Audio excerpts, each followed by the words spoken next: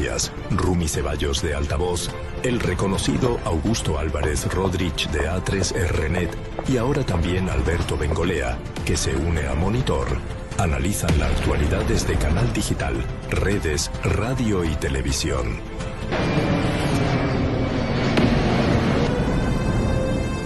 A ellos se suma un equipo de reporteros, técnicos, directores, editores y diseñadores, que utiliza las tecnologías digitales más avanzadas para entregar información rápida, precisa y de alto impacto. Monitor, líderes para informar a los líderes. Monitor, la multiplataforma donde convergen las voces y los programas más influyentes del periodismo peruano. Aarón Salomón de Altavoz Tendencias, Rumi Ceballos de Altavoz, el reconocido Augusto Álvarez Rodríguez de A3RNet y ahora también Alberto Bengolea, que se une a Monitor, analizan la actualidad desde canal digital, redes, radio y televisión.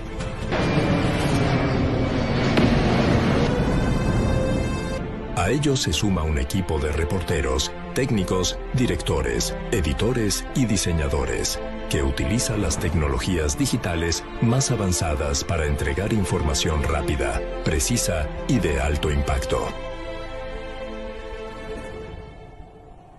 Monitor, líderes para informar a los líderes. Monitor, la multiplataforma donde convergen las voces y los programas más influyentes del periodismo peruano. Aarón Salomón de Altavoz Tendencias, Rumi Ceballos de Altavoz, el reconocido Augusto Álvarez Rodríguez de A3RNet y ahora también Alberto Bengolea, que se une a Monitor, analizan la actualidad desde canal digital, redes, radio y televisión.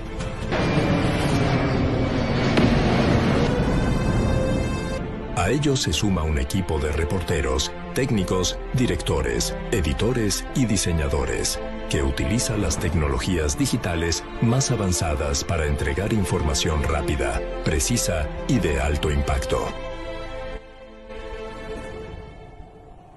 Monitor, líderes para informar a los líderes.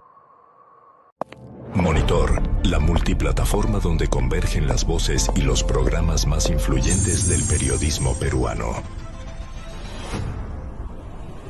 Aarón Salomón de Altavoz Tendencias, Rumi Ceballos de Altavoz, el reconocido Augusto Álvarez Rodríguez de A3RNet y ahora también Alberto Bengolea, que se une a Monitor, analizan la actualidad desde canal digital, redes, radio y televisión.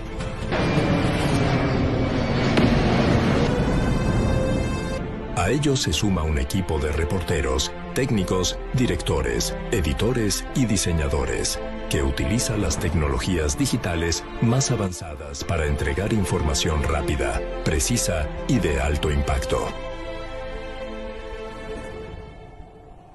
Monitor, líderes para informar a los líderes.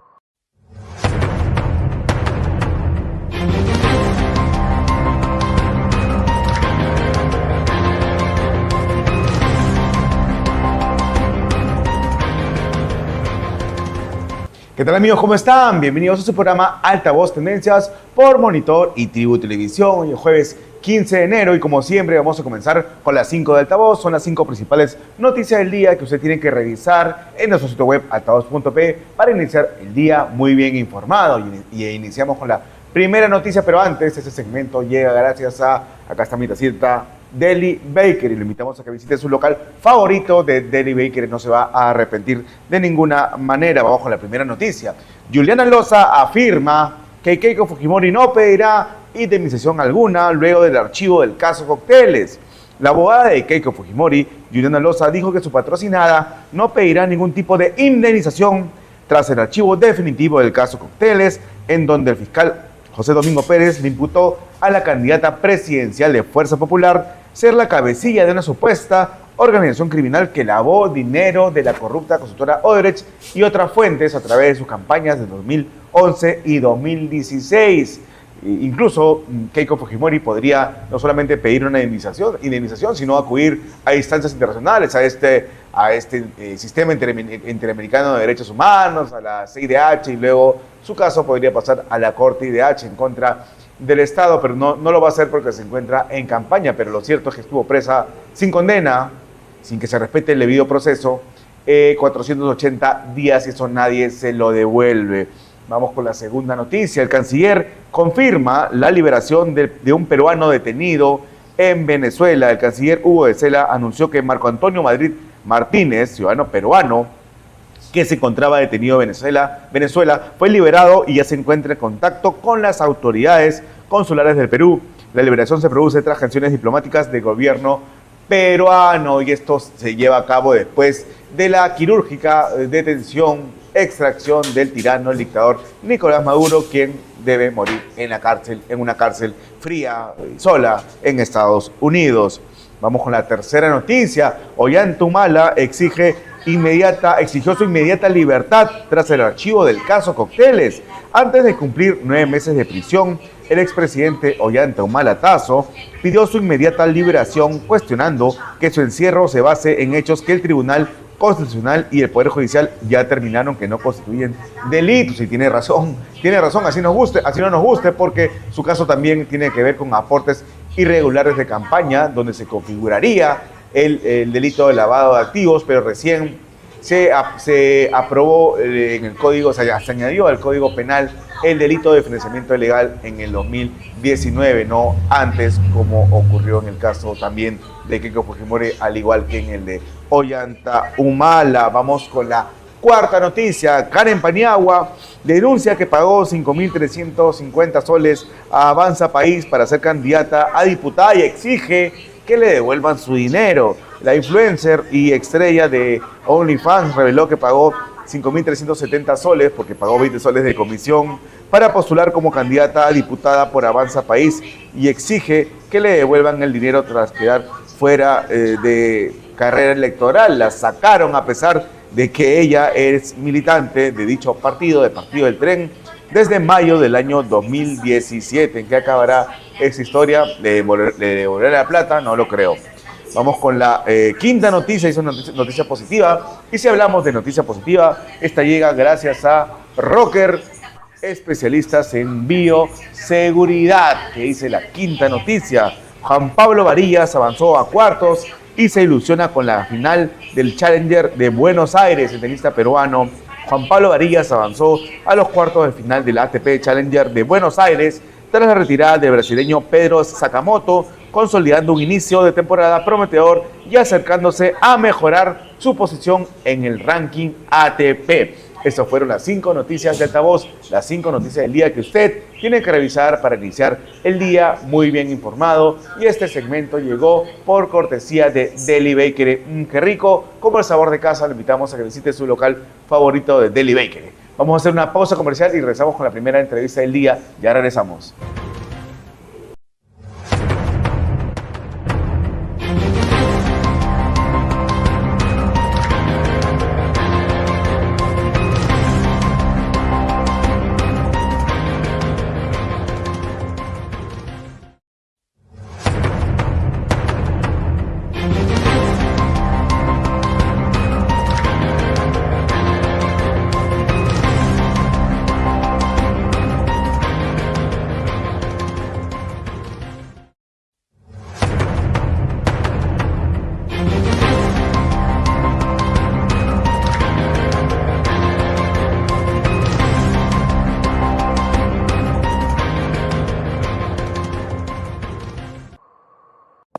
Monitor, la multiplataforma donde convergen las voces y los programas más influyentes del periodismo peruano.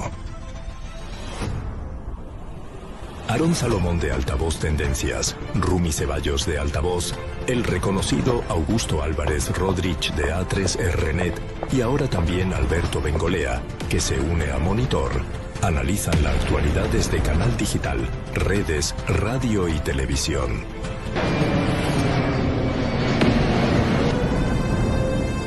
A ellos se suma un equipo de reporteros, técnicos, directores, editores y diseñadores. que utiliza las tecnologías digitales más avanzadas para entregar información rápida, precisa y de alto impacto. Monitor, líderes para informar a los líderes. Monitor, la multiplataforma donde convergen las voces y los programas más influyentes del periodismo peruano. Aarón Salomón de Altavoz Tendencias, Rumi Ceballos de Altavoz, el reconocido Augusto Álvarez Rodríguez de A3RNet y ahora también Alberto Bengolea, que se une a Monitor, analizan la actualidad desde canal digital, redes, radio y televisión.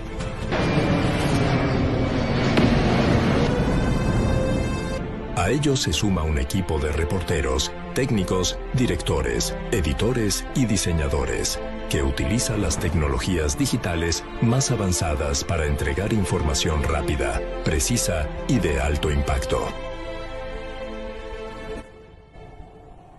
Monitor, líderes para informar a los líderes. Monitor, la multiplataforma donde convergen las voces y los programas más influyentes del periodismo peruano. Aarón Salomón de Altavoz Tendencias, Rumi Ceballos de Altavoz, el reconocido Augusto Álvarez Rodríguez de A3RNet y ahora también Alberto Bengolea, que se une a Monitor, analizan la actualidad desde canal digital, redes, radio y televisión.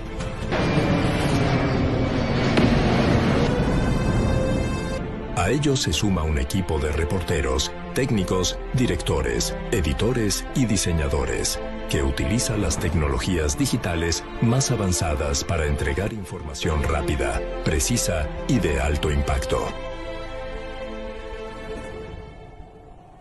Monitor, líderes para informar a los líderes. Monitor, la multiplataforma donde convergen las voces y los programas más influyentes del periodismo peruano. Aarón Salomón de Altavoz Tendencias, Rumi Ceballos de Altavoz, el reconocido Augusto Álvarez Rodríguez de A3RNet y ahora también Alberto Bengolea, que se une a Monitor, analizan la actualidad desde canal digital, redes, radio y televisión.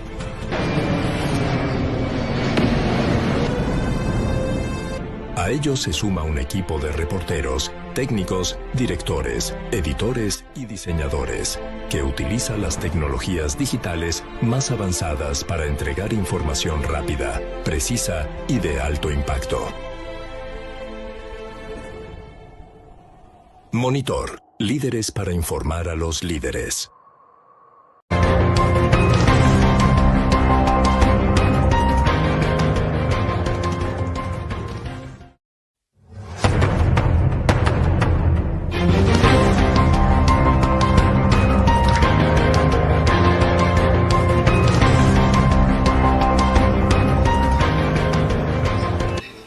Estamos de regreso en Altavoz Tendencias por Monitor y Tribu Televisión y en tanto esperamos a nuestro primer invitado, tengo que comentarles algo indignante, cuestionable, reprochable. El Poder Judicial ha declarado inaplicable para la ONG de izquierda IDL la ley APSI, que fiscaliza precisamente los fondos que reciben estos organismos desde toda fuente. En un polémico y cuestionado fallo, el sexto juzgado constitucional de Lima declaró inaplicable la ley 32301, también conocida como la ley APSI, que permite fiscalizar los fondos que reciben las ONG para el caso, escuche bien, específico del Instituto de Defensa Legal, el conocidísimo IDL. Con esta decisión, la ONG de izquierda queda libre de las normas de transparencia, restricciones y sanciones. Se libra la ONG de toda fiscalización. El fallo, que fue dictado por la jueza Rocío Rabines Briceño, responde a una demanda de amparo presentada precisamente por el IDL contra la norma promulgada en abril de 2025. La sala o la magistrada determinó que las modificaciones a la ley de la Agencia Peruana de Cooperación Internacional APSI vulneraban principios constitucionales al intentar controlar políticamente el destino de los fondos extranjeros. La sentencia deja sin efecto la aplicación de la supervisión a través de los nuevos reglamentos de infracciones y sanciones y de organización y funciones, eliminando simultáneamente el requisito de obtener una conformidad previa de la APSI para poder iniciar sus labores en el territorio nacional. Una impunidad total cuestionable, ¿no? El presidente del Parlamento, Fernando Rospigliosi, criticó, como era de esperarse, la decisión de no aplicar la norma que se encuentra vigente, que dijo a través de su cuenta de X, manifestó Rospigliosi que el Poder Judicial no aplica las leyes que no le gustan a la mafia caviar, precisamente porque este poder del Estado está controlado por la mafia caviar. Agregó que el Poder Judicial tiene que aplicar las leyes que el Congreso aprueba y el gobierno promulga, porque así funciona, remarcó, la división de poderes. Terminó señalando que eso no ocurre en el Perú, lamentablemente. Hay que barrer el Poder Judicial, exclamó, soluciones radicales. Entonces, nos queda que no es aplicable la ley APSI, que permite fiscalizar los fondos que reciben las ONG desde el extranjero.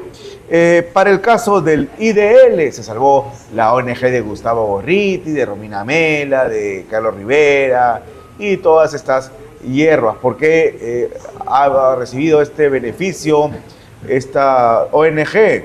Se nota que aún tiene poder en el sistema de justicia. Principalmente hay que recordar que Gustavo Gorriti tuvo el desparpajo de llamar directamente al fiscal de la Nación de aquel entonces, Pablo Sánchez, para ordenarle que suspenda una diligencia voluntaria de exhibición de documentos en el IDL que estaba llevando a cabo el ex fiscal Rodrigo Rurush. Entonces, presto y de manera obsecuente, el fiscal Pablo Sánchez hizo caso a Gustavo Gorriti y llamó a Rodrigo Rurush, lo amenazó con que tenía que suspender la diligencia en la ONG de izquierda, porque de lo contrario se iba a tener a las consecuencias. Además, es conocido que esta ONG ofrece charlas, viajes, todo pagado, capacitaciones a los magistrados, a fiscales y jueces, y es por eso que muchas veces fallan a favor de dicha entidad. Es algo inaceptable y se tiene que mencionar de nuevo quién fue la jueza, en este caso, que ha dictado este fallo a favor de IDL. Se llama Rocío Rabínez Briceño. Esta es la jueza, y debemos averiguar si ha recibido un tipo de capacitación, charla, viaje, etcétera, de la ONG en cuestión. Y hace bien el presidente del Congreso, Rospigliosi, en poner el punto sobre las CIES, porque existe una mafia caviar que todavía controla, como él dice, el Ministerio Público, y eso tiene que acabar de alguna forma. Me informan que ya está llegando, está a pocas cuadras nuestro primer invitado. Él es Luciano Revoredo, candidato a diputado por Renovación Popular. Vamos a hacer un pequeño corte y regresamos con él.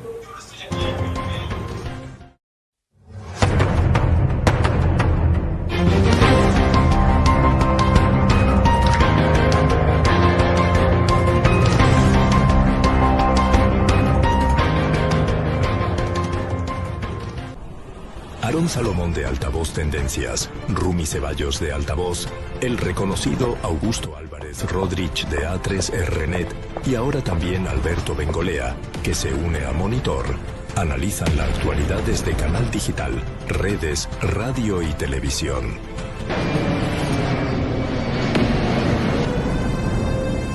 A ellos se suma un equipo de reporteros, técnicos, directores, editores y diseñadores, que utiliza las tecnologías digitales más avanzadas para entregar información rápida, precisa y de alto impacto.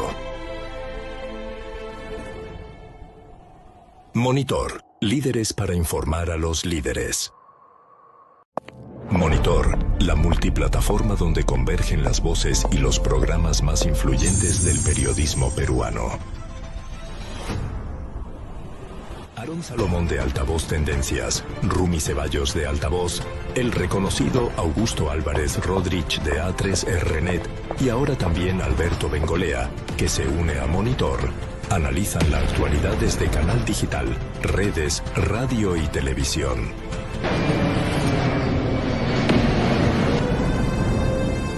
A ellos se suma un equipo de reporteros, técnicos, directores, editores y diseñadores, que utiliza las tecnologías digitales más avanzadas para entregar información rápida, precisa y de alto impacto. Monitor, líderes para informar a los líderes. Monitor, la multiplataforma donde convergen las voces y los programas más influyentes del periodismo peruano. Aarón Salomón de Altavoz Tendencias, Rumi Ceballos de Altavoz, el reconocido Augusto Álvarez Rodríguez de A3RNet y ahora también Alberto Bengolea, que se une a Monitor, analizan la actualidad desde canal digital, redes, radio y televisión.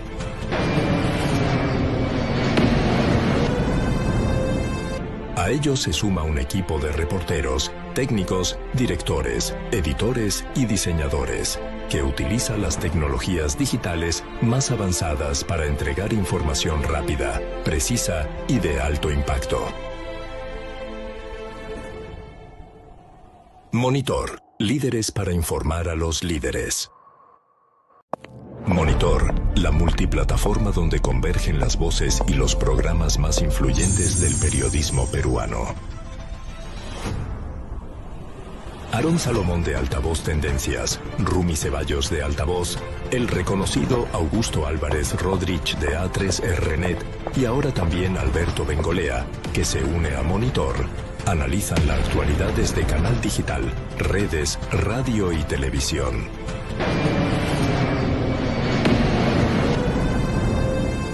A ellos se suma un equipo de reporteros, técnicos, directores, editores y diseñadores, que utiliza las tecnologías digitales más avanzadas para entregar información rápida, precisa y de alto impacto. Monitor, líderes para informar a los líderes.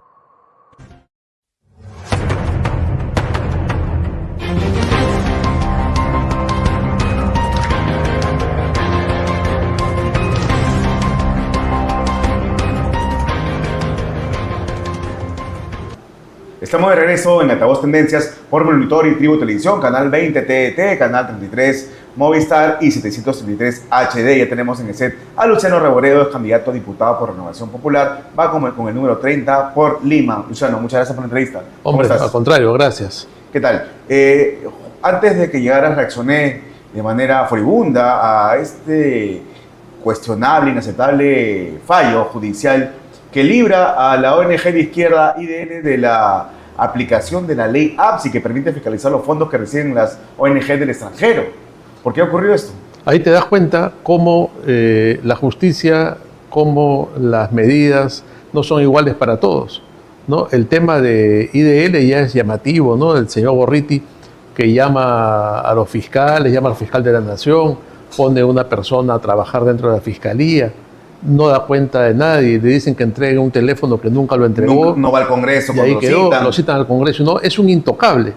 Y sorprende que en un país que se supone es democrático, que tiene instituciones republicanas debidamente instituidas, que hay separación de poderes, todo eso en el papel y en la Constitución, hay un intocable como él, ¿no? Claro, la jueza Rocío Rabines Briceño hizo caso a la demanda de amparo presentada por el IDL contra la norma promulgada en abril del 2025.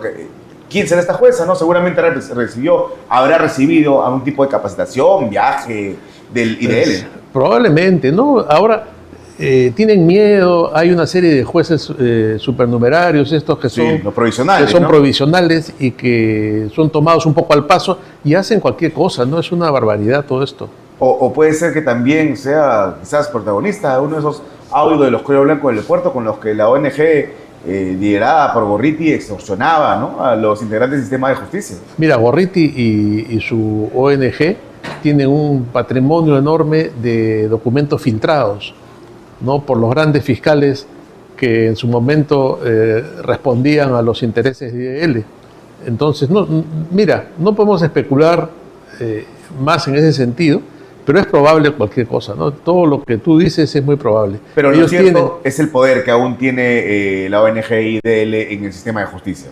Por supuesto, ¿no? El señor Gorriti es intocable, como te decía hace un momento. ¿Y cuándo va a acabar esto? Mira, es cuestión de que se hagan reformas de fondo y que se pongan las cosas en claro, ¿no? Y que se sepa que no hay nadie que puede estar por encima de la ley. Claro, la ley antes simplemente permitía fiscalizar los fondos que reciben las ONG del extranjero, porque puede ser fondos de dinero sucio, puede configurarse el delito de lavado de activos, ¿no? Mira, no hay nada de malo en esa ley para alguien que actúa con transparencia y dentro de lo usual, que es declarar sus ingresos, pagar sus impuestos si es que corresponde y punto. Ahora, si tú recibes dinero de otras ONGs, recibes dinero de Soros, recibes grandes cantidades, pagas grandes planillas, eso es interesante que se sepa y es yo creo que algo normal, la transparencia, pero algunos por alguna razón prefieren estar en la oscuridad. El presidente del Congreso ha dicho que el Poder Judicial, Fernando Spilossi, ha dicho que el Poder Judicial no aplica las leyes que no le gustan a la mafia de caviar porque está controlado por la mafia de caviar. ¿Existe la mafia de caviar? Aunque muchos quieran negar, ¿no? Sí, es una mafia, una argolla, como se le quiera llamar, pero no hay ninguna duda que están colocados en los lugares indicados del Estado, en los lugares indicados de la Administración de Justicia y manejan todo desde ahí, ¿no? Yo creía que estábamos en los exceptores, ya en el fin de la República Caviar, donde en su momento estaba el presidente Vizcarra, luego estuvo Sagasti, tenían la JNJ, el TC, el Congreso, todas las entidades, la Fiscalía, el Poder Judicial, pero aún quedan, digamos, pequeños islotes, ¿no? Sí, lo que tú dices es cierto, ¿no? Asistimos a un desmoronamiento de este Poder Caviar desde hace un tiempo atrás y han ido perdiendo poco a poco estas instancias de poder que tenían, pero mantienen aún así una cuota importante de poder detrás de las instituciones, generalmente. No es abierto ahora, ¿no? Pero es evidente que es así. Claro. Vayamos ahora con lo que recientemente ha ocurrido. Finalmente se archivó y de forma definitiva el caso Cocteles. El Poder Judicial, el juez Verástegui, acató, como debía ocurrir, la orden del Tribunal Constitucional que ordenó anular el caso Cocteles, porque nació muerto este caso, ¿no? Bueno, ese era un tema en realidad del sentido común, ¿no? La base del derecho yo creo que es el sentido común. Y hay cosas cuando no cuadran, cuando la razón no las encaja, claro, es porque algo anda mal. Y José Domingo Pérez ha tenido años, casi una década, para manejar este tema. Ha presentado sucesivamente intentos de acusación que se los han devuelto. 19 veces, ¿no? Con lo cual ha demostrado una absoluta incapacidad y una falta además de coherencia, honestidad para decir no hay nada más, ¿no? Entonces, está claro que cuando este tema de los aportes de campaña no era un delito en la manera en que se manejaron, claro, que fue 2011-2016. Que claro, que puede haber cuestionamientos morales y todo lo demás, pero la ley es así. Claro, la ley es clara. Recién se aprobó como delito de financiamiento ilegal el 2019, ¿no? Así es, y esto ha salpicado a todos, ¿no? Porque está el PPC, el APRA, todos los partidos de alguna manera en su momento se vieron involucrados en esto. Y ocurría de antes, ¿no? Yo leía, cuando leí el libro de Mario Vargas Llosa, de Peces en el Agua, también mencionaba de dineros no declarados, ¿no? Claro que sí, lo que no está bien. No está bien, claro. ¿No? Y como tú dices, puede ser motivo de un cuestionamiento moral, ético, de una falta administrativa, claro. Pero mientras la ley no determina que algo es un delito, ese delito no existe y no hay manera de que sea punible. Ahora sí, ¿no? Ahora, por supuesto, y ahora es la cosa muy drástica y muy clara y hay que declarar hasta el último centavo y así tiene que ser. ¿Y qué te parece esta actitud que ha tomado Keiko Fujimori de no pedir ningún tipo de indemnización, de no presentar ningún tipo de reparación en contra del Estado peruano, porque ella estuvo 480 días presa sin sentencias, bajo prisión preventiva, ¿no? Yo me imagino que se ha dado cuenta que no le conviene mover más el tema, ¿no? Es un tema político. Claro. Una decisión política. Me imagino, sí. Claro, porque incluso podría ir hasta la Corte de H, ¿no? Claro, a esas prisiones preventivas a las que fue sometida la señora Fujimori, obviamente, no tenían un asidero. ¿Pero ganaría si va a esta instancia supranacional e ideologizada? Eso es otra cosa que habría que ver, ¿no? Claro, otra cosa que pero sí tendría argumentos, ¿no? Para ello. Sí, claro, ha habido ahí un exceso. ¿Ha habido una persecución política en contra de Keiko Fujimori?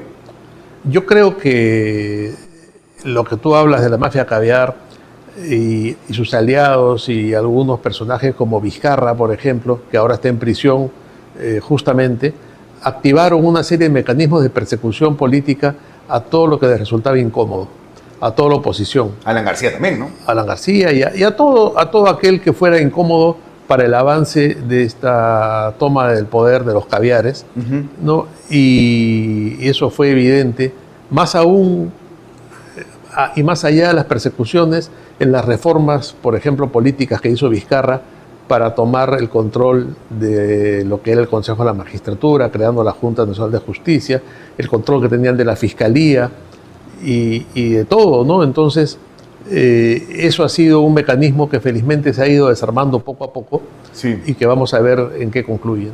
Claro, hemos tenido, bueno, engendro de la Junta Nacional de Justicia de Lagarta es esa señora Adela Espinosa, quien como último acto pidió la ilegalidad del partido Fuerza Popular, ¿no? Declararlo, de eliminarlo por supuesta conducta antidemocrática, ¿no? Sí, hemos visto eso. El tema de ver los partidos como posibles organizaciones criminales es también un poco peligroso, ¿no? Porque, pero este ya zanjó que no, en el caso de Fuerza Popular que no lo es, ¿no? Claro, en general no, es difícil creer que se junte una cantidad de gente y diga vamos a crear un partido para delinquir, ¿no? Que en el camino cometan errores y que en el camino haya delincuentes en la política, como es evidente que los hay y los venimos denunciando. Como es evidente que algunos aprovechan para el beneficio propio. Claro, pero son casos individuales, ¿no? Claro, pero tú no puedes decir el Partido Aprista es una organización criminal. Se dijo el PPC que era una camorra, ¿no? Claro, el PPC es una organización. Eso es imposible, ¿no? Porque tú no puedes meter a todas las personas que de buena voluntad se acercan a un partido por un tema ideológico, por el tema que sea, y decir que todos pueden ser parte de una organización criminal. Bueno, y este fiscal díscolo desequilibrado, Bruno Pérez, también cuando se presentó ante la comisión liderada por Alejandro Muñante, que veía el caso de este nefasto acuerdo de colaboración con Odebrecht, dijo que la Renovación Popular está investigada por lavado de activos y se indicó que era una especie de organización criminal, pero eso ocurrió con el caso del partido anterior, cuando era otra dirigencia, otro tema, ¿no? Que tampoco corresponde, ¿no? Sin embargo, este señor José Domingo Pérez ha demostrado, como te decía antes, a lo largo de una década de exhibición y de exhibicionismo y de teatralidad, que es un completo incapaz, ¿no? Sí, no solamente quiso postular a juez, jaló, ¿no? Claro, ahí se vio, ¿no? Es un incapaz y es un personaje que tal vez debiera ser sometido a algún tipo de evaluación psiquiátrica. Por lo pronto está suspendido por violar el debido proceso en el caso Cócteles, pero merecería su institución, ¿no? Por parte de la Junta Nacional de Justicia por todos los hierros y incluso delitos que ha cometido. Cuando los fiscales y los jueces se convierten en personajes faranduleros, mediáticos, que salen a la calle, firman autógrafos y buscan el aplauso y se vuelven así histriónicos, algo anda mal, ¿no? Antes no hemos visto personajes así, pero de pronto aparece un juez que le dicen él es canero, ese juez no se casa con nadie, sí, y empieza a aparecer en todos los medios, algo anda raro. Claro, ¿no? Y por eso le sube la cabeza, Vela y Pérez eran los hombres del año para la prensa concentrada, ¿no? Pérez y Vela en un momento fueron el hombre del año, uno de ellos fue el mejor vestido del año, llegamos a extremos ridículos. El año en que fuimos al Mundial, precisamente cuando dio ser Gareca, el hombre del año, ¿no? No claro. Pérez. Sí, claro. Claro. Tú eres un hombre conservador. Sí. ¿Y qué te parece que ahora esas chicas que hacen OnlyFans, como el caso de Karen Paniagua y otra señorita de Ahora Nación del partido de López Chao, pretendan incursionar a la política, querían postular al Parlamento? Bueno, en principio todo el mundo tiene derecho a incursionar en la política y yo no soy quien para juzgar a estas señoritas con lo que hacen con su vida, con sus negocios. Pero no es un ejemplo de nada, ¿no? Pero lo que a mí me sorprende es que los partidos políticos se farandulicen, ¿no? Y entonces recurran a personajes de la comedia, del OnlyFans, de la moda, porque finalmente no es mi afán menospreciar a nadie ni calificar a nadie, pero cada quien tiene un espacio, ¿no? Entonces hay que ver quiénes son los que más pueden aportar. Venimos de una crisis tremenda política y se dice mucho sobre el Congreso, por ejemplo, yo soy el primero en criticarlo, sobre el despilfarro que hay, sobre la frivolidad que hay, sobre que un Congreso que se ha convertido en centro podológico, agencia de empleos, prostíbulo y de todo. Sí, y entonces una chingana, ¿no? Los partidos, lejos de decir vamos a mejorar esto, recurren a lo más fácil, ¿no? A la cara bonita, a la farándula, a la chica de OnlyFans, pensando que eso les va a generar votos, pero yo creo que la gente finalmente está reaccionando. Qué bueno. ¿No? Yo está creo, regresando el sentido común, entonces. claro, porque ese Congreso que tenemos tan deplorable y tan lamentable no ha surgido por generación espontánea y han llegado ahí. No son marcianos, ¿no? Ese ha Congreso sido elegido por el glorioso pueblo peruano. ha sido elegido por el pueblo peruano, que finalmente tiene que reaccionar y darse cuenta del valor del voto, del poder que tiene una persona con una boleta de votación en la mano para tratar de cambiar el país. La señorita Karen Paniagua denunció que pagó una OIT, 5.350 soles, a Avanza País para postular a la Cámara de Diputados. ¿Le tiene que devolver esa plata?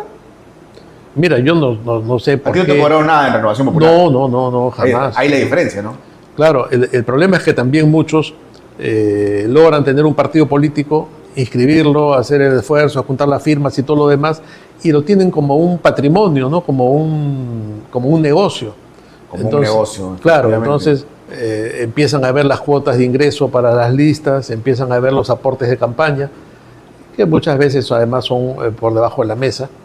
Y eso es también parte de la podredumbre del sistema político. Yo siempre he creído que hay un círculo vicioso. Es decir, los partidos le cobran a los candidatos para que postulen y los candidatos pagan, se endeudan y luego cuando llegan al Parlamento... Tienen que recuperar. ¿Y cómo recuperan? A través de los mochasueldos, ¿no?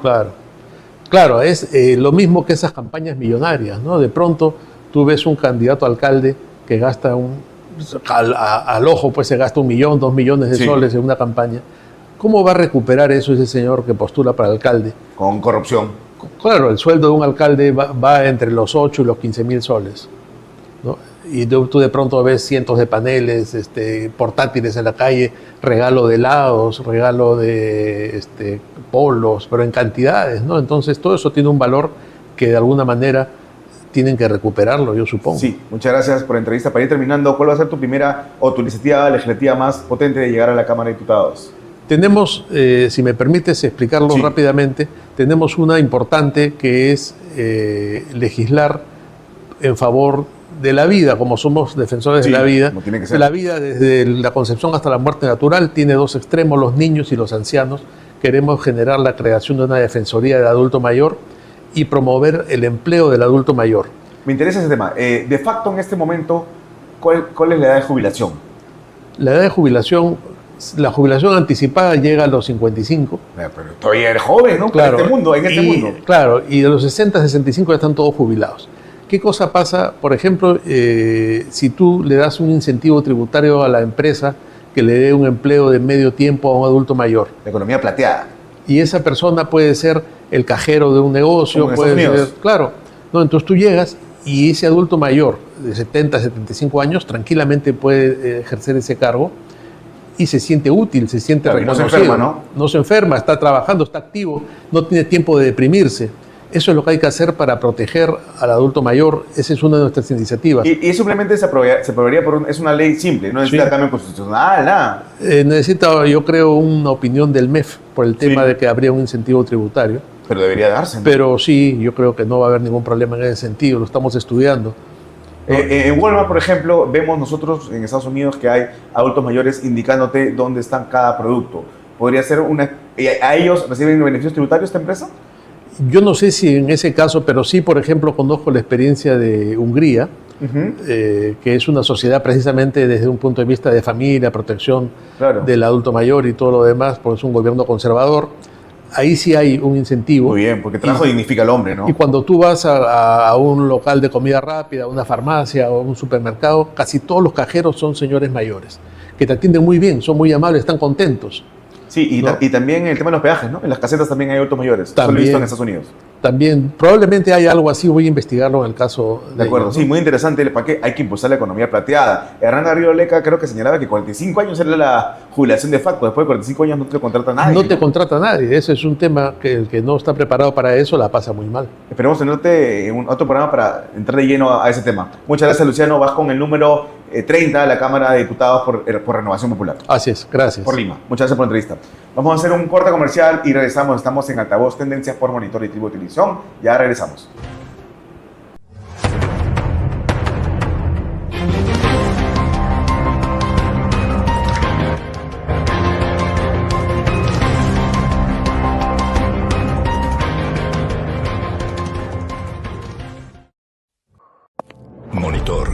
multiplataforma donde convergen las voces y los programas más influyentes del periodismo peruano. Aarón Salomón de Altavoz Tendencias, Rumi Ceballos de Altavoz, el reconocido Augusto Álvarez Rodríguez de A3RNet y ahora también Alberto Bengolea, que se une a Monitor, analizan la actualidad desde canal digital, redes, radio y televisión.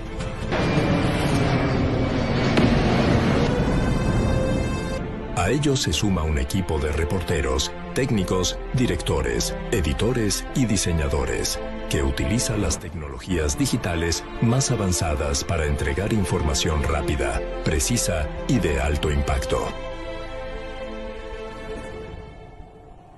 Monitor, líderes para informar a los líderes. Monitor, la multiplataforma donde convergen las voces y los programas más influyentes del periodismo peruano. Aarón Salomón de Altavoz Tendencias, Rumi Ceballos de Altavoz, el reconocido Augusto Álvarez Rodríguez. A ellos se suma un equipo de reporteros, técnicos, directores, editores y diseñadores, que utiliza las tecnologías digitales más avanzadas para entregar información rápida, precisa y de alto impacto. Monitor, líderes para informar a los líderes.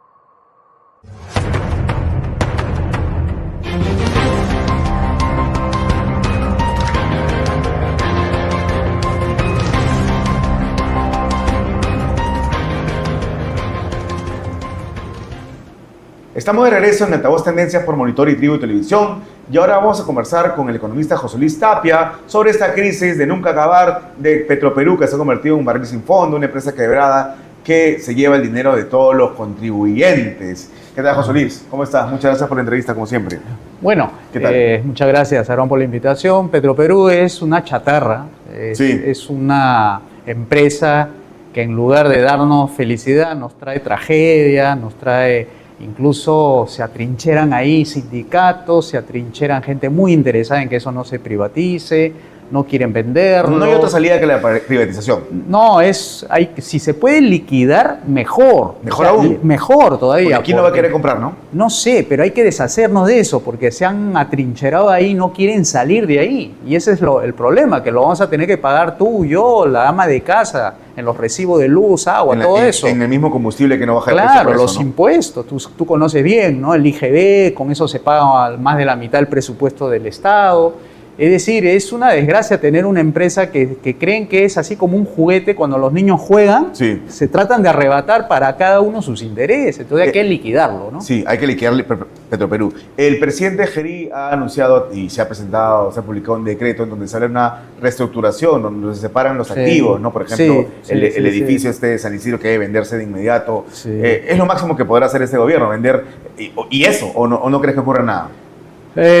Cada vez va variando los términos, ¿no? Antes decían vamos a reestructurar, luego dijeron vamos a hacer separación de los activos, o sea, han ido variando y eso indica de que no tienen unidad de gabinete, ¿no? O sea, hay muchos criterios seguramente que están jugando ahí, mucha presión del sindicato, de funcionarios, etc. Porque han admitido que es una empresa quebrada, pero lo que no tiene sentido es bueno, ya está, el análisis es que es una empresa quebrada, y los peruanos no pueden gastar un centavo más en esta empresa quebrada. Entonces, ¿cuál es la solución? No, como dije, no acuerdan en privatizarla. No quieren privatizar, quieren que el contribuyente, nosotros, tú y yo, la ama de casa, paguen su desgracia de ellos. Mientras dejan a la policía sin presupuesto. Un ex ministro del Interior ha dicho que que a falta de presupuesto no se puede hacer los planes sostenibles. Quiere decir que Petroperú le ha ido quitando al ministro del Interior, porque más o menos es el presupuesto. El ex ministro de Economía, Ismael Benavides, señala que Petroperú pierde al día entre 2 y 3 millones de dólares. Sí, supongo que sí. Debe ser escandaloso porque, una locura, ¿no? Imagínate, pues 17.000 millones de soles de pérdidas acumuladas que la tenga que financiar nosotros, porque ni siquiera es el gobierno, nosotros con nuestros impuestos. Es una locura. Pues, en ese momento tiene 17.000 millones de soles. Hasta ahora acumulado. Pérdidas, ¿no? Acumuladas. Pérdidas, o sea, digamos el rescate que se ha hecho por las pérdidas. significa pues un presupuesto del Ministerio del Interior y un cachito más. Tranquilamente, ¿no? O sea, tenías para equipar patrulleros, policías, mejores chalecos. Es decir, un desperdicio de dinero, ¿no? Vamos derrumbando mitos en esta entrevista. Sí. Algunos señalan que Petroperú es una empresa estratégica. ¿Qué significa una empresa estratégica en este momento, en el siglo XXI? Bueno, según lo que yo veo por los hechos, es estratégica para los bolsillos de los sindicalistas, eso sí. Eso sí, para ellos sí. Para ellos sí. Pero lo más estratégico que puede para un país es asegurar pues la alimentación de la gente, Claro. los buenos bolsillos, ¿no? Que la gente pues tenga que pagar Y que el Estado buenos no se meta a ser recibos de que no se meta agua, a ser luz. empresario, ¿no? No, eso es una demostración de que no entienden bien para qué ha sido creado el Estado. El Estado ha sido creado para tres cosas: justicia, seguridad y obras públicas. Claro, nadie dice que desaparezca y que sea Claro. fuerte pero eficiente, ¿no? Claro, fuerte en la seguridad, fuerte Claro. en la justicia, fuerte en las obras públicas. Claro. Y tienes que debilitarlo donde no sirve, pues se ha demostrado que el Estado empresario es un fracaso. No porque, digamos, justifique de que las empresas tienen que ser rentables para que sean del Estado. Imagínate esa lógica aplicada al sector privado. O sea, todas las empresas rentables del sector privado deberían pasar al Estado. Claro, no, Sí, esa es la profesión, ¿no? Pero esa es la lógica. Pues dice, no, es rentable Petroperú, por eso hay que mantenerlo del Estado. Ah, ya, con la misma Claro. lógica hay que Quitémosle estatizar todo, ¿no? a la Hay que empresa estatizar. privada, ¿no? Sí, a ver, hablan de la refinería Talara, este gasto de 7.000 millones de dólares que tiene una tecnología de última punta, pero solamente tiene una capacidad de producir 95.000 barriles al día, tampoco es tanto, ¿no? Sí, pues, como dije, o sea, las justificaciones pueden decir que la refinería es moderna, pueden decir que el petróleo que traemos puede ser procesado aquí, que Ecuador nos va a vender su petróleo para nosotros refinarlo y devolvérselo en gasolina, pueden decirlo lo que quieren. Pueden decir que acá hay petróleo que hay que explotar, ¿no? Pero Pueden ¿quién lo va a decir. hacer? Claro. Necesita inversión privada, ¿no? Claro, o sea, acá lo que quieren darle al gobierno son los riesgos, que asuma el riesgo. Por eso yo no estoy de acuerdo tampoco con esa asociación pública o privada, porque ahí le está diciendo el privado, ah, ya, tú quieres que yo invierta, mójate tú también, Asume el gobierno. riesgo. Eso no puede ser, los gobiernos no están hechos para hacer negocios, están hechos para Entonces, proteger en la contra de vida. la figura APP. Sí, por supuesto, porque eso es hacer negocios, es ponerte de acuerdo con el privado, cuánto tú, cuánto yo. Claro, y siempre el que asume la mayor parte de riesgo es el Estado. Claro, porque ahí te está demostrando el privado que no quiere asumir riesgos. Y además el Estado nunca quiebra, ¿no? Además Acumula el Estado, deuda, exacto, ¿no? y se lo puede tirar la deuda del privado al Estado. O sea, imagínate si ese fuera así los negocios, de que tu socio sea la parte que asume todas las pérdidas de tu desgracia que tú cometes. ¿Y qué te parece entregar a los trabajadores Petroperú? No, hay que entregarle a todos los peruanos, ¿por qué a los trabajadores solamente? Claro. O sea, ¿qué derechos tienen ellos? O ellos tienen corona y el resto de peruanos como nosotros no tenemos corona.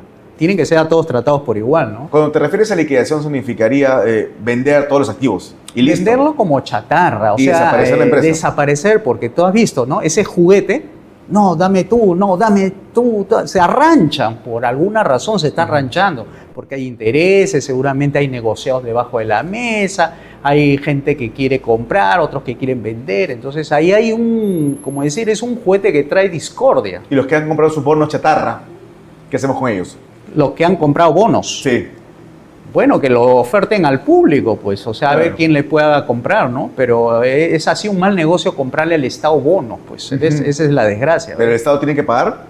El Estado ¿A los tiene que acreedores? honrar sus deudas como Eso Estado, sí. ¿no? Eso sí, tiene que hacerlo, ¿no? Como cualquiera, o sea, imagínate un pensionista, Sí. digamos, entra un gobierno liberal, dicen, bueno, señores, la ONP se cierra para todos de aquí para adelante, pero hay deudas que tú tienes que pagar Hay que- con los hay que cumplir pensionistas. con las deudas, ¿no? Sí. Claro, eso tienes que honrar, porque para eso es el Estado, ¿no? Claro, otro mito es que, aunque puede ser realidad también, pero en cierta parte, que Petroperú llega a donde no llega el Estado, pero tiene 25% ya de mercado, casi es nula su participación, ¿no? Sí, 25% ha demostrado que por más que vaya bajando no significa que se vaya a desabastecer el Perú. Al contrario, lo que te está diciendo ese facto, digamos, ese hecho es que cada vez que se va retirando Petroperú lo va cubriendo el privado. Ahora, no es solamente esa la solución, ¿no? Como tú sabrás, no solamente hay que privatizar Petroperú, hay que privatizar las 110 empresas públicas, hay que abrir todos los mercados. ¿Para qué? Para que el peruano que se encuentra lejos de Lima pueda pagar la gasolina en los niveles que corresponda, pero para eso necesita buenos ingresos, para eso necesita mercados abiertos, libres, llenos de inversión privada, para que cualquier peruano promedio pueda pagar más allá de lo que viene pagando porque dice que no le alcanza el dinero, claro, porque está empobrecido por el estatismo, por el Estado empresario, ¿no? En tanto no ocurra esto y desaparecemos, liquidamos Petroperú, ¿qué hacemos con lugares donde no llega, donde llegaba Petroperú y no llega la empresa privada? ¿Se puede subsidiar? No, hacer reformas. Hay que abrirlo todos los mercados. Es decir, cuando digo abrir es permitir que la inversión privada llegue, haga que los ingresos de las personas suban. Ahorita es muy bajo, 2.000 soles, que suba a 4.000, 5.000, pero eso se hace con reformas, con disminución del tamaño del Estado, abrir los mercados, bajar los impuestos. Imagínate, esa propuesta que nosotros tenemos en el instituto es hacer que de 36 impuestos se convierta en uno solo. Uno, el IGB. ¿Tú sabes cuánto descendería el costo de los alimentos? En 50%. O sea, quiere decir, un tarro de leche que está a 4 soles, costaría 2. La pensión de enseñanza en una universidad privada que está a 2.000, bajaría a 1.000. El recibo de agua de 150 soles a 75 soles. ¿Qué le estás diciendo a la persona? Que vas a ser 50% más rica. O sea, vas a poder comprar 50% más de lo que vienes comprando ahorita. Se tiene que aplicar esa solución. ¿Pero qué crees que haga este gobierno con Petroperú? Nada. Va a tratar de tirarle la pelota al siguiente gobierno, va a avanzar, claro, va a tratar de, como se dice, cuadrar las cifras para que no sea tan escandaloso, no seguir rescatando. No meter un sonazo. Pero no garantiza eso de que el próximo gobierno vuelva a meter la mano y diga, no, Petroperú puede ser una empresa estratégica. Es una locura. ¿Qué partido propone una mejor alternativa para Petroperú? ¿Quién propone privatizarlos? Ahora he escuchado Avanza País, ¿no? Mira, yo entiendo por privatización como entregar los activos al sector privado, pero tú sabes que no hay una sola forma, hay muchas formas, ¿no? Digamos la gestión incluso, ¿no? La administración, vender los activos, concesionar, ir a partnership, es decir, hacer muchas combinaciones de eso, pero lo mejor para evitar nuestros problemas es liquidarlo. Y venderlo y como chatarra y dárselo a quien lo quiera comprar, ¿no? Claro, ya perdimos y no vamos a recuperar lo que hemos perdido, ¿no? Es que es una tentación siempre, ¿no? Si tú ves que hay un elemento que genera desunión en los peruanos, lo que tú tienes que es acabar con la desunión y tienes que liquidarla, esa empresa, ¿no? Tú eres liberal clásico. Sí, correcto. ¿Estás a favor del aborto? No, ahí hay valores, por ejemplo, de los liberales clásicos. Somos defensores de la vida, la familia tradicional. Es decir, estás en contra de la unión civil. Claro, por supuesto. Pues es una forma encubierta de llamar matrimonio a algo. Tal cual. No, y lo que quieren los homosexuales con esto es finalmente la adopción, ¿no? Eso. Buscan desnaturalizar lo que la propia, digamos, sociedad ha constituido, hombre, mujer, familia, etc. Ahora, hay que aclarar algo ahí, ¿no? Porque va a decir, estos son insensibles, están contra los homosexuales. No. Los liberales clásicos decimos, hay que derogar las leyes malas que impiden que esas personas puedan legar, por ejemplo, que ese es uno de sus pretextos. Dicen, nosotros no podemos dar en propiedad algo que en herencia, si yo fallezco, no le puedo dar a mi pareja, digamos, ¿no? Entonces hay que eliminar esas leyes que no le permiten lograr lo que los otros, digamos, sí lo pueden lograr. Pero quitarle ideología, es decir, quitarle la sexualidad, no importa y yo puedo entregarle una herencia a un amigo, por ejemplo. Claro, por supuesto, eso es algo que debería ser así, ¿no? Ir a un notario y listo. Claro, firmar y dárselo. No tendría por qué haber ley que discriminen a unos sí y a otros no. Claro, más allá de si soy homosexual, soy hombre. Claro, eso no interesa, eso es un tema privado que debería ser manejado privadamente. Lo que pasa es que la agenda LGTBI lo ha hecho público, pero eso es privado, nunca debió haberse metido el Estado en esos asuntos, ¿no? Igual es la unión patrimonial, ¿no? Busca al final lo mismo, solo cambia el nombre nomás, ¿no? Sí, o sea, esa no es la solución. Lo que tú tienes que ponerle es el mismo piso para todos, pero el hecho de decir no, que las parejas del mismo sexo no pueden hacer herencia mutua entre ellos, ya estás creando justamente esos pretextos para que ellos digan, ya ve, por nuestra ideología de género, por nuestro género nos están discriminando. Y hay que quitarle el pretexto, para que no inventen esa unión civil, que hay que buscar una fórmula patrimonial, pero para nosotros, pero para el resto está bien. Pero al final tanto la unión patrimonial, la unión civil, encubren lo que es un matrimonio. Sí, o sea, hay que limpiar bien esa cancha, hay que limpiarla bien. Porque no puedes tú encubrir algo que al final lo que busca es debilitar, ¿no? El matrimonio tal como nosotros lo entendemos, ¿no? Sí, de acuerdo, claro. Es para procrear, ¿no? No para simplemente tomarse una foto, decir esto es matrimonio, ¿no? O sea, eso no ¿Cómo- debería ser público, no debería ser ¿Cómo ves el privado. Islam? ¿Es un peligro para Occidente?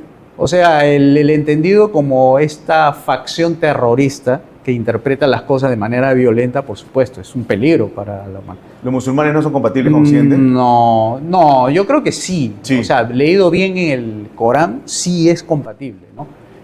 Yo me acuerdo haber leído por ahí de un musulmán, Khaldun se llama, Ibn Khaldun, que es un musulmán, o sea, hizo una interpretación del Corán bastante parecido a lo que nos habría hablado, por ejemplo, un Mises, un Hayek, en términos Ah, sí. de su cultura. Khaldun Claro. se llama, Ibn Khaldun. El problema son los radicales. Sí, porque ahí se abre, ¿no? En otro, el Islam, pues el violento, el terrorista, eso sí, no hay que Claro, salir. y que viola los derechos de las mujeres, ¿no? Y Sí. que la pidan a los Imagínate. infieles, ¿no? Sí, porque antes de que entre la revolución iraní, tú veías cómo era pro-occidental, igual que Turquía, ¿no? Turquía es pro-occidental y sin embargo está en el área, digamos, de esa cultura, ¿no? Ujú. Tú has sido crítico con la administración de Trump. ¿Qué es lo que no te gusta de esta Mira, administración? yo de hecho critico mucho a Maduro, su régimen chavista, todo Claro. lo que pasa es que a veces mucho interesa las formas en política. Si tú creas un precedente de sacar a un presidente para llevarse al otro país sin tener mandato judicial, sin tener pues cooperación judicial, entonces vas a crear un precedente de que otros vayan a hacer lo mismo. No me acuerdo cuándo fue, hace 2 semanas, dijo lo mismo Putin. Si usted lo puede hacer, yo también puedo extraditar o sacarlo a Zelensky, traérmelo a Rusia y juzgarlo por traidor, ¿no? O sea, el precedente es, o lo que llamaría Huerta de Soto el conce. ¿Pero cómo había otra forma de acabar con el tirano?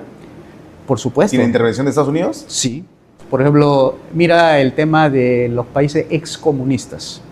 Ujú. Mira Polonia, República Checa, que eran ejemplos de cómo sacarse de encima a los tiranos. Una guerra civil. ¿Con una guerra civil? No, fue la revolución en terciopelo, que no hubo muertos. Eso fue en la República Checa. En el caso de Polonia fue el sindicato de solidaridad. Lo que tiene que hacer la oposición es de legitimar al gobierno.